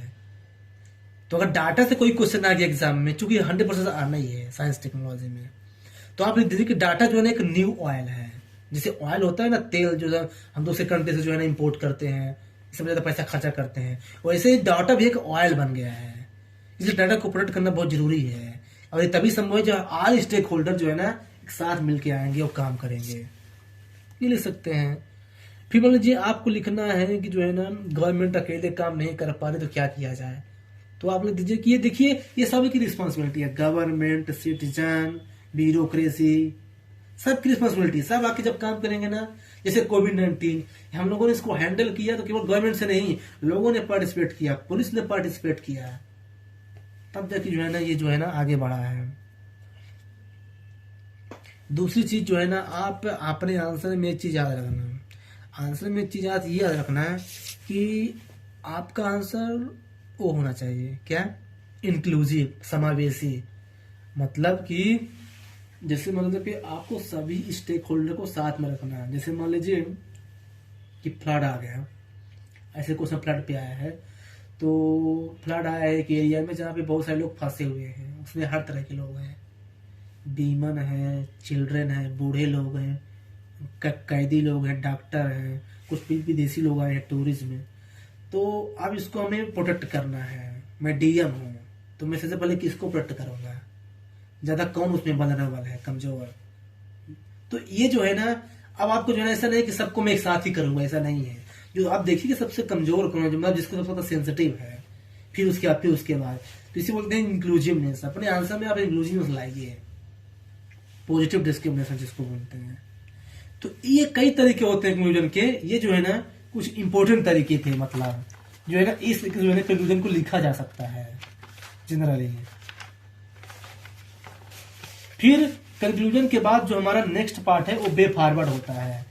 यहां भी एक कंफ्यूजन होता है कि वे फॉरवर्ड और कंक्लूजन में क्या डिफरेंस है। तो देखिए इसमें क्या है ना, हालांकि इसमें कोई बहुत ज्यादा डिफरेंस है नहीं, पर क्या है ना यह डिफरेंस होता है। कंक्लूजन में ये लिखते हैं कि हमारा क्या ओपिनियन है इस चीज को, जैसे मैंने आपको फ्यूचरिस्टिक लिखना है, फिर आपको टाइम आ गया है ऐसे लिखना है, राइट, उसके इंपॉर्टेंस के बारे में लिखना है। ये है वे फॉरवर्ड में जो है ना हम ये लिखते हैं कि आगे जो है ना ये मतलब मिस्टेक ना हो, ये प्रॉब्लम ना हो, आगे क्या करना है, मतलब कैसे वे फॉरवर्ड कर दो, उसको आगे बढ़ा दो। तो वो तो मतलब हम एक जो है ना सोल्यूशन दे रहे हैं गवर्नमेंट को, मतलब गवर्नमेंट ने ये स्कीम लॉन्च की है लेकिन वो तरीके से काम नहीं कर रही है, हम उसको एक सोल्यूशन दे रहे हैं। तो इसे क्या सोल्यूशन है, तो किसी भी स्कीम में, किसी भी क्वेश्चन में आप 4-5 वर्ड याद कर लीजिए, हर क्वेश्चन जो है ना ये तरफ घुमा के आप उसी को लिख सकते हैं। कैसे, आप लिख दीजिए कि पहली बात की प्रॉपर ट्रेनिंग होनी चाहिए, जो लोग काम करते हैं सिस्टम में उनको खुद नॉलेज, जैसे पुलिस चले जाए थाने में, उनको खुद नहीं पता भाई कि ये व्हाट्सअप कैसे काम करता है, टेक्नोलॉजी, भाई खुद उनको ट्रेनिंग दीजिए प्रॉपर से, क्योंकि आजकल टेक्नोलॉजी का जमाना है। सेकंड थिंग, सभी स्टेक होल्डर साथ मिलकर काम करें, है ना, हमको जो है ना कोऑर्डिनेशन एस्टेब्लिश करना है, जो स्कीम चल रही है ना उसको प्रॉपर से इफेक्टिव इंप्लीमेंटेशन करना है, लोगों का बिहेवियर चेंज करना है। ये ऐसे तरीके हैं, इसको हर स्कीम में, हर क्वेश्चन में आप बदल बदल करके लिख सकते हैं। तो ये टेक्निक है वे फॉरवर्ड की। इसके बाद मैं एक चीज भूल गया था, बॉडी पार्ट में चैलेंजेस। तो ये देखिए किसी भी स्कीम में अगर आपको चैलेंज लिखना है ना, चाहे मनरेगा को एक्सरसाइज करना है, चाहे सीबीआई को क्रिटिसाइज करना है, या ब्यूरोक्रेसी को क्रिटिसाइज करना है, गवर्नमेंट को भी क्रिटिसाइज करना है ना, पार्लियामेंट्री फॉर्म को क्रिटिसाइज करना है, तो कुछ 3-4 जो है ना चीजें कॉमन है, आप उसको जो है ना बदल बदल के लिख सकते हैं। जैसे देखिए चैलेंज मतलब क्या है, मतलब वीकनेस जिसको बोल सकते हैं, लिमिटेशंस। जैसे पहली बात की कोई चीज अच्छे तरीके से काम नहीं कर रही है ना, चाहे गवर्नमेंट, ब्यूरोक्रेसी, लोग काम अच्छे से नहीं कर रहे हैं, पार्लियामेंट्री फॉर्म गवर्नमेंट काम नहीं कर रही, जुडिशरी अच्छे से काम नहीं कर रही, क्या क्या क्या रीजन हो सकता है, सिंपल सा रीजन है। पहली बात है कि जो है ना वो अपनी रिस्पॉन्सिबिलिटी को नहीं समझते हैं, तो रिस्पॉन्सिबिलिटी पहले बढ़ाना चाहिए। सेकंड थिंग, कुछ स्ट्रक्चर में प्रॉब्लम है इंडिया के, थोड़ा उसको इम्प्रूव करना चाहिए। थर्ड थिंग, फिक्स टाइम लाइए, फिक्स टाइम लिमिट लाइए। जैसे स्पीकर जो है ना अब एंटी डिफेक्शन लॉ पे जो देता है नियम कानून, उसमें कोई टाइम लाइन नहीं कि कब तक जो डिसीजन देना है, वो बिल को रख देता है पेंडिंग, अब 2-4 साल से पड़ा हुआ है बिल, तो टाइम लाइन लाओ भाई, कब तक उसको इम्प्लीमेंट करना है। जिसके बाद जो है आप देख सकते हैं कि वो लैक ऑफ अवेयरनेस नहीं लोगों में, ये भी एक चैलेंज ही है भाई। आप ला दिए बड़ी बड़ी स्कीम जो टेक्नोलॉजी से लिंक है, तो उनको पता नहीं, उनके पास स्मार्टफोन है ही नहीं। तो जो है ना कोई भी स्कीम लॉन्च करने से पहले देखिए बात सिंपल सी है, इंडिया में डाइवर्सिटी है, यहाँ ट्राइबल लोग भी हैं, यहाँ बहुत गरीब भी है, बहुत अमीर भी है, मुकेश अंबानी भी है, और यहाँ ट्राइबल लोग हैं जिनके पास खाना बराबर नहीं है। तो इंडिया जो है ना, हर आदमी को हर तरीके से नहीं नाप सकता, मतलब एक ही पॉलिसी से है। इंडिया को समझना चाहिए कि ये पॉलिसी इन लोगों के लिए है, ये पॉलिसी इन लोगों के लिए है। मतलब वन साइज, जो एक ही साइज का जूता सब में फिट नहीं होगा, ये समझना पड़ेगा गवर्नमेंट को। One size does not fit for all. तो आप ऐसा वर्ड यूज कर सकते हैं अपने चैलेंज में कि जो है ना, गवर्नमेंट ऐसी चीजें फॉलो करती है। अब कोई स्कीम लॉन्च कर दी, सबके लिए है। अब भाई मुकेश अंबानी उसी का बेनिफिट लेगा और एक गरीब लोग भी। तो मतलब ऐसे नहीं होना चाहिए। तो इंडिया को थोड़ा सा समझना पड़ेगा। तो ये जो है, ये आंसर डिस्कस किया।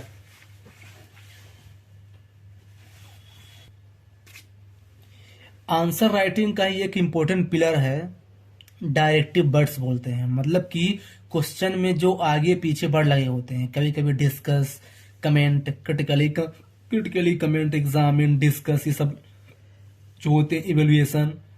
तो लोग समझते हैं कि सब में एक ही चीज लिखना है, नॉलेज रहता है, पर क्या है, सब में एक चीज लिख के आते हैं, मार्क्स नहीं मिलता, 5 में 2 मिलता है। तो इसको थोड़ा समझना पड़ेगा। बहुत इजी है, इसको हम जब समझते हैं कि इसमें क्या लिखना है। जैसे देखिए, जैसे मान लीजिए गया कमेंट, जैसे मान लीजिए ऐसा आ गया कि South China Sea has assumed great geo political significance in present context. South China Sea आपको पता है कहाँ है। तो जो साउथ चाइना सी है मैप में, वो बहुत ज्यादा इंपॉर्टेंस प्ले कर रहा है आजकल के पॉलिटिक्स में। तो कमेंट करना है। तो क्या है कमेंट का मतलब? आप दिन में बोलते तो हो ये ज्यादा कमेंट मत करना, या फिर उसमें मोबाइल में कि प्लीज कमेंट कर देना मेरे वीडियो में। कमेंट का मतलब क्या है? कमेंट का मतलब जनरली, हाँ हिंदी में तो टिप्पणी है, पर उसमें क्या लिखे हम सीबीएसई आंसर में। तो देखिए, कमेंट का मतलब ये होता है कि हम अपना ओपिनियन व्यक्त कर रहे हैं किसी चीज को लेकर के। तो ओपिनियन में हम एग्री भी कर सकते हैं और डिसएग्री भी कर सकते हैं। लोग क्या समझते हैं, कमेंट लिखना है, सब अच्छी अच्छी चीजें लिख दो। भाई हम कभी नहीं लिखते कि भाई ये चैनल बेकार है कमेंट सेक्शन में, जो चैनल अच्छा अच्छा आता है, मतलब अच्छा बताओ लिख रहे हैं, तो आप वहां से लिख कर लीजिए कि मतलब हमको अगर कमेंट पूछा है तो उस क्वेश्चन में हमें उसको पॉजिटिव भी बताना है और नेगेटिव भी बताना है। बात सिंपल सी है, ये है। और उसके साथ साथ हमको जस्टिफिकेशन भी देना है। जैसे अगर हम पॉजिटिव बता रहे हैं तो जो है ना, उसकी हमें जानना पड़ेगा कि क्या रीजन है पॉजिटिव के, फिर नेगेटिव के। ये कमेंट हो गया। सेकंड वर्ड है क्रिटिकली एग्जामिन। मतलब कि इसको हिंदी में बोलते हैं आलोचनात्मक तरीके से परीक्षण कीजिए। तो देखिए, आलोचनात्मक तरीके से परीक्षा, तो लोग समझते हैं कि आलोचना करना है मतलब क्रिटिसाइज करना है, मतलब नेगेटिव बताना है। ऐसा नहीं है। आपको क्रिटिसाइज भी करना है ना, तो उसमें पॉजिटिव पॉइंट भी लिखना है। कैसे? मतलब जैसे क्वेश्चन आया था कि taxing on agriculture income is a good idea whose time has come. Agriculture income में अभी टैक्स नहीं लगता है, लेकिन बोला जा रहा है कि अब लगना चाहिए, जिसका टाइम आ गया है। क्रिटिकली एग्जामिन, तो मतलब इसका मतलब ये कह रहा है कि आपको लिखना है कि अगर लगेगा तो क्या क्या, क्या रिजल्ट होगा, नहीं लगेगा तो क्या रिजल्ट होगा। तो जो है ना, आपको जो है ना, हाँ लेकिन इसमें ध्यान रखिएगा, मतलब जो है कि इसमें जो है ना, आप सब हेडिंग का यूज कर सकते हैं, क्योंकि बहुत बड़ा क्वेश्चन बनेगा। तो आप या तो इसका जो कंक्लूजन होगा ना, तो कंक्लूजन को आप इसमें सपोर्ट कर सकते हैं, फिर एग्री, क्योंकि बोल रहा है कि क्या एग्रीकल्चर इनकम में टैक्स लगाएं कि ना लगाएं, तब क्या लिखेंगे कंक्लूजन में। आप सपोर्ट भी कर सकते हैं और माना भी कर सकते हैं, आपका ओपिनियन है भाई। आपको लगता है कि लगाना चाहिए तो आप लिख दीजिए कि लगाना चाहिए। लेकिन जो आपने ऊपर आर्गुमेंट दिया है ना, अगर आप बोल रहे हैं कि लगाना चाहिए तो उसके आर्गुमेंट ज्यादा रहेगा, और नहीं लगाना चाहिए उसके आर्गुमेंट कम रहेगा। लोग क्या करते हैं ना कि आर्गुमेंट मतलब हाँ एग्री कि लगाना चाहिए, लेकिन उसके आर्गुमेंट कम लिख रहे हैं और वो कम करती है। ऐसी मिस्टेक मत करना है। जिसके फेवर में है उसको आप ज्यादा लिखिए, जिसके फेवर में नहीं है उसको कम लिखिए, ताकि उसको लगे कि हाँ ये इंटरनली एग्री है। फिर होता है एग्जामिन बस, वो तो मैंने बता दिया कि क्रिटिकल एग्जामिन। अगर एग्जामिन बस बड़ा गया कि केवल परीक्षण कीजिए, तो लोग सोचते हैं कि अब केवल लिखना है एडवांटेज, तब भी गलत है। तब भी दोनों लिखना है, पॉजिटिव और नेगेटिव। फिर डिफरेंस क्या रह जाएगा? डिफरेंस रह जाएगा। देखिए, डिफरेंस ये रह जाएगा कि इसमें जो है आपको जो है इन्वेस्टिगेशन करना पड़ेगा। जैसे मान लीजिए कि 1991 में जो रिफॉर्म आया एलपीजी, तो उससे क्या पॉवर्टी हटी, एम्प्लॉयमेंट बढ़ा, देश का डेवलपमेंट हुआ। आपको इसमें कुछ डाटा देना पड़ेगा, टेबल जो बताया था आपको फ्लो चार्ट में, वैसी चीज आपको लिखनी पड़ेगी इसमें। जो बोर्ड है परीक्षण कीजिए, मतलब परीक्षण मतलब क्या है, आपको डाटा लिखना पड़ेगा तब तो परीक्षण होगा। तो ये है। फिर नेक्स्ट डायरेक्टिव डिस्कस, मतलब कि डिस्कस मतलब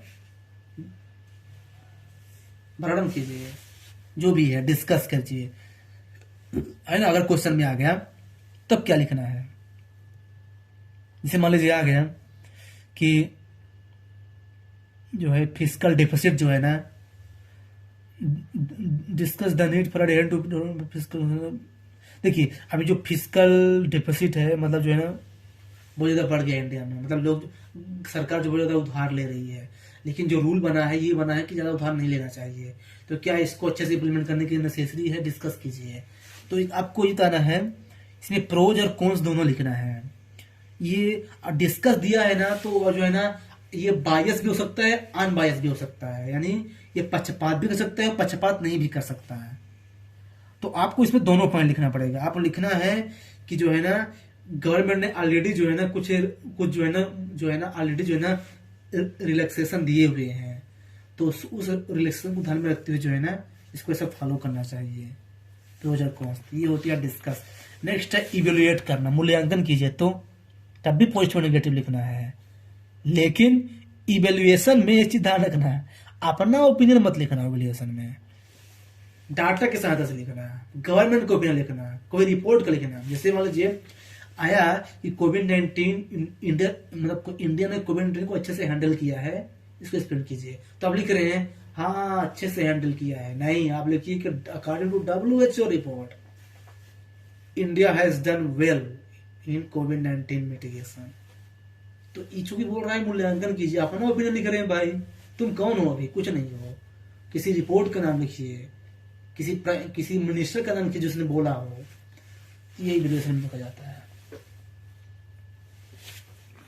नेक्स्ट डायरेक्टिव वर्ड है एनालाइज। एनालाइज कीजिए। तो एनालाइज का मतलब होता है, मतलब विस्तार से एक्सप्लेन कीजिए। तो देखिए आपको जो है ना detailed account of all part of question, आपको क्वेश्चन के जितने पार्ट है ना उस सभी पार्ट को प्रॉपर से एड्रेस करना है। ये होता है एनालाइज। जैसे मान लीजिए कि पूछ रहा है कि पहले अर्थक्वेक कहाँ कहाँ आया, उसके रीजन क्या है, कहाँ कहाँ आता है इंडिया में, ज्यादा कौन सेंसिटिव जोन है, तो इन सब को जो है ना एक एक करके एक्सप्लेन कर दीजिए। ये है एनालाइज, सिंपल तरीका है। फिर अगर मान लो आ गया डिफाइन करने के लिए, तो सीधे बोल रहा है डिफाइन है, डिफिनेशन लिखना है। जैसे साइक्लोन है, हाँ लेकिन ध्यान रखिएगा मिस्टेक यहाँ पे होती है। अगर खुद देखिए बिना, अगर डिफाइन वर्ड नहीं भी लिखा है ना तब भी तो हम डिफाइन वर्ड यूज, मतलब डिफिनेशन लिख सकते हैं, आपको बताया था उसमें इंट्रोडक्शन में। लेकिन अगर डिफाइन लिख दिया ना तब क्या करेंगे, तब तो डिफिनेशन तो लिखना ही है, पर डिफिनेशन लिखने के बाद 3-4 लाइन बॉडी पार्ट में भी उसके बारे में 2-3 लाइन बताना है, क्योंकि खुद उसने वर्ड मेंशन किया डिफाइन कीजिए। तो ये चीज ध्यान रखना है, ये मिस्टेक करते हैं लोग। तो ये जो है ना ध्यान रखना है यहाँ पे। अगर डिस्क्राइब आ गया तो मान लीजिए आ गया कि describe the benefit of electric energy जो भी चल रही है, मतलब रिन्यूएबल एनर्जी एंड एवरीथिंग, है ना। तो इसके क्या मतलब, तो डिस्क्राइब का मतलब ये होता है कि जो है ना हम उसको डिटेल से बता रहे हैं, जो पूछा गया केवल वही वजह से। जैसे मान लीजिए आ गया कि रिन्यूएबल एनर्जी पर, तो हम लिख रहे हैं कि इसके क्या कैरेक्टरिस्टिक होंगे, क्या फीचर होंगे, फिर क्या चैलेंज होगा, ये लिख सकते हैं। ये डिस्क्राइब करो, मतलब विस्तार से वर्णन कीजिए। फिर होता है आइडेंटिफाई करो, कहते हैं कि identify the problem which India is facing in removal of poverty. Poverty को रिमूव करने में इंडिया के पास कौन सी प्रॉब्लम आ रही है उसको पहचानिए। एक पूछ दिया तो आप सीधे इसमें लिखना है कारण, बेसिकली रूपरेखा। तो जो है ना आप लिख दीजिए कि प्रॉपर इंप्लीमेंटेशन नहीं हो रहा पॉलिसी का, पॉलिटिकल बिल नहीं है, लोगों का पार्टिसिपेशन नहीं है, अवेयरनेस नहीं है। आप हेडिंग डाल करके थोड़ा थोड़ा एक्सप्लेन कर दीजिए सबको, माइनर डिटेल्स, इसे बोलते हैं आइडेंटिफाई करना। ये है। फिर होता है इन्यूमरेशन। इन्यूमरेशन मतलब ये होता है कि जो है ना चीजों को सारणीबद्ध तरीके से लिखो। तो जैसे मान लीजिए क्वेश्चन ऐसा आता है कि एन्यूमरेट द बेस्ट फंड, है ना, सभी फंडामेंटल ड्यूटी को लिस्ट कीजिए, लिखिए। तो आप जो है ना प्रॉपर से लिस्ट डाउन कीजिए एक लाइन से, ये number 1, number 2, number 3, number 4, number 5। लेकिन ध्यान रखना, जब एन्यूमरेशन पूछ रहा है तो आपको पैराग्राफ फॉर्मेट में नहीं लिखना है, आपको पॉइंट फॉर्मेट में लिखना है। ये मिस्टेक करते हैं यहाँ पे लोग बेसिकली, ये है। अब उसको शॉर्ट में एक्सप्लेन करना है, ऐसा नहीं कि आप लेंदी बना दीजिए। फिर होता है नरेट करना, यानी नरेट मतलब हिंदी में मतलब कि उसको जो है ना वही है नरेट, मतलब विस्तारित कीजिए, मतलब कि है ना कथित कीजिए, जो भी है ना। मतलब नरेट मतलब बोल रहा है कि मतलब स्टोरी टाइप का बताना है यहाँ पे। तो यहाँ पे पैराग्राफ बढ़ाना, ये देखिए अभी मैंने क्या बताया कि एन्यूमरेशन में पैराग्राफ को नहीं लिखना है, उसी के अपोजिट नरेशन में पैराग्राफ में लिखना है, कि उसमें नहीं लिखना है, पॉइंट में। और इसमें फ्लो बहुत इंपॉर्टेंट है नरेशन में। जब आगे नरेट कीजिए ना, फ्लो बहुत इंपॉर्टेंट है। इसलिए आ गया था क्वेश्चन कि narrate the incident leading to the revolt of 1857, मतलब 1857 में जो जो काम हुए हैं उसको जो है ना विस्तार कीजिए। तब लोग ये पूरा क्या क्या हुआ, उसे पूरा कौन कौन से पार्टिसिपेट किया है, ये है। तो ये था जो है वो वर्ड। नेक्स्ट है एक्सप्लेन कीजिए। अगर मान लीजिए एक्सप्लेन वर्ड आ गया ना, तो मतलब को आपको बताना है कि ये क्या है और क्यों है, ये होता है एक्सप्लेन। फिर अगर हाईलाइट करने के लिए बोल दिया, तो हाईलाइट का मतलब ये होता है कि मतलब टॉपिक का इंपॉर्टेंस क्या है, आपको उसके बारे में लिखना है। जैसे कहते हैं कि highlight the significance of 1857 revolt, ऐसा पहुंचता है। या फिर highlight the importance of self help group है इन ट्रांसफॉर्मिंग रूरल इकोनॉमी, जो भी है। तो आप ऐसे ले सकते हैं। अगर मान लीजिए कंपेयर, ये बहुत इंपॉर्टेंट है, most of the student mistake इसमें करते हैं, ऐसे क्लियर करते हैं। देखिए अगर पूछा है कि कंपेयर कीजिए, जैसे क्वेश्चन आ गया कि compare the process of industrialisation of east and west world है। ईस्ट वर्ल्ड में भी इंडस्ट्रियलाइजेशन और वेस्ट में भी आया, तो दोनों में कंपेयर कीजिए। तो लोग समझते हैं कि इसमें जो है कंपेयर पूछ रहा है तो यानी वो डिफरेंस पूछ रहा है, बिल्कुल गलत। कंपेयर का मतलब डिफरेंस नहीं होता है, कंपेयर का मतलब ये होता है डिफरेंस और सिमिलरिटी दोनों। तो यानी आपको ये बताना है कि ईस्ट और वेस्ट में क्या डिफरेंस है, फिर बताना है कि सिमिलरिटी भी क्या है। ये चीज याद रखना, यहाँ पे मिस्टेक करते हैं लोग, बाकी तो लोग और सही कर लेते हैं। फिर अगर पूछ दिया कंट्रास्ट कीजिए, तब यहाँ पे जो है ना मेनली डिफरेंस बताना है। कंट्रास्ट अगर मतलब विरोधाभास, तब यहाँ पे जो है ना आपको डिफरेंस बताना है। लेकिन एक चीज और, डिफरेंस और एक वर्ड होता है डिस्टिंग्विश कीजिए, दोनों में डिफरेंस है। यहां भी डिस्टिंग्विश मतलब जो होता है, जैसे मतलब ऐसा पूछ सकता है कि पर्सनल और प्रोफेशनल लाइफ में डिस्टिंग्विश कीजिए, ट्रॉपिकल और टेम्परेट साइक्लोन में जो है ना डिस्टिंग्विश कीजिए, तो ये हो सकता है। नेक्स्ट है एलुसिडेट कीजिए, यानी क्लेरिफाई कीजिए, मतलब कि चित्रात्मक तरीके से। तो इसमें आपको जो है ना बराबर से फ्लो चार्ट बनाइए, मैप बनाइए, ब्रीफ डिस्क्रिप्शन दीजिए, रेलिवेंट एग्जाम्पल दीजिए, फोटो बना दीजिए। जैसे लैंड डिग्रेडेशन है, आप उस फोटो बना दीजिए कि कहाँ कहीं जमीन जो है ना वो डिग्रेडेट हो रही है। तो ये जो है ना ये मतलब किसमें जो है ना ज्यादातर चीज उसका रूल होता है, फ्लो चार्ट वगैरह रहता है। फिर एक्सप्लेन तो बता ही दिया है मैंने एक्सप्लेनेशन में कि व्हाट एंड व्हाई लिखना है, काज और इफेक्ट है उसको बोलते हैं एक्सप्लेन। फिर होता है इलोबरेट करना, वर्णन करना है ना, मतलब मीनिंग सबको वही निकलना है, लेकिन सबके अलग सेंस होते हैं। इसमें टॉपिक को जो है ना एक्सप्लेन करना है with the help of example, इसको होता है इलोबरेट करना है। फिर होता है इलुस्ट्रेट करना, इसमें भी जो है ना पिक्चर यूज करना है, मतलब कि ये फ्लो चार्ट का है ना एक्सप्लेन करना, help of example, diagram, flow chart, map ये बना सकते हैं। कुछ केस स्टडी दे सकते हैं आप, जैसे दे सकते हैं कि केरला जो है ना कितना ज़्यादा डेवलप किया है एजुकेशन में, 93% वहाँ लिटरेसी रेट है, बिहार को इससे सीख लेनी चाहिए। तो है ना आप यहाँ पे केस स्टडी दे सकते हैं कि इस केस में ऐसा हुआ, इस केस में ऐसा हुआ, इलिस्ट्रेट उस बोल ही रहा है। फिर जस्टिफाई कीजिए, मतलब कि न्यायिक तरीके से वर्णन कीजिए। तो इसके लिए जो है ना आप बोल सकते हैं कि जैसे मान लीजिए growth of city has happen in the employment justify statement है। तो जस्टिफाई का मतलब ये होता है कि आपको अपना ओपिनियन, देखिए जस्टिफाई में जरूरी नहीं कि जो क्वेश्चन पूछ रहा है ना वो सही पूछ रहा है। वो ऐसा पूछ सकता है कि जो है ना जो इंडिया का ग्रोथ रहा है ना बहुत ज्यादा पुअर रहा है।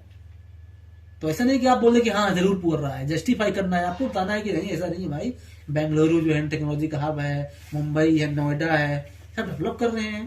तो मतलब जस्टिफिकेशन करना है तो आपको जो है ना प्रूव करना पड़ेगा उसको, यानी आपको आर्ग्यूमेंट इसमें प्रॉपर से देना पड़ेगा। तो ये जो है ना कुछ जो है ना डायरेक्टिव वर्ड थे, है ना, जो मतलब जो है ना जनरली यूज होते हैं। उसमें मैंने आपको बेसिक बताया, comment, critically comment, examine, critically examine, discuss, फिर जो है ना एनालाइज करना, इन्यूमरेट करना, नरेट करना, इलस्ट्रेट करना, सबको मैंने एग्जाम्पल तरीके से बताया है।